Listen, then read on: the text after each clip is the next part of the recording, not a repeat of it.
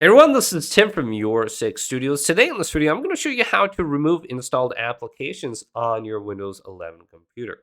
Maybe you're worried about some sort of malware, or maybe there's just an application you want to get rid of. So I accidentally downloaded something, and I want to go and remove it. I'm going to go to Start, and then go to Settings. On the left here, let's scroll on down to where it says Apps. Then go to where it says Installed Apps.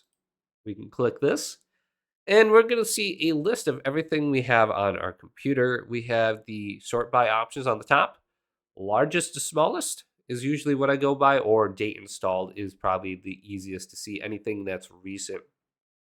Now, I notice a lot of times with the video games that you have installed, if they're like through Steam or something, if you go largest to smallest, they don't really show up on here.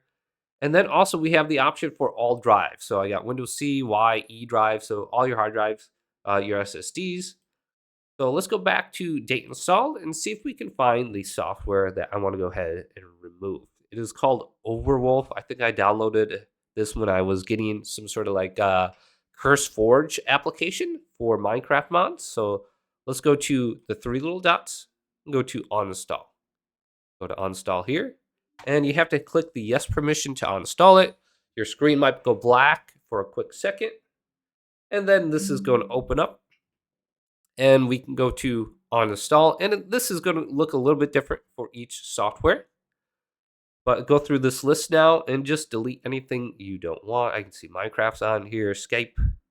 And I'll probably get rid of the EA app. I don't know why that's on there. So hopefully this quick little video did indeed help you out. If it did, leave it a big thumbs up. And subscribe my channel down below for more tech out videos coming up next on Your Six Studios.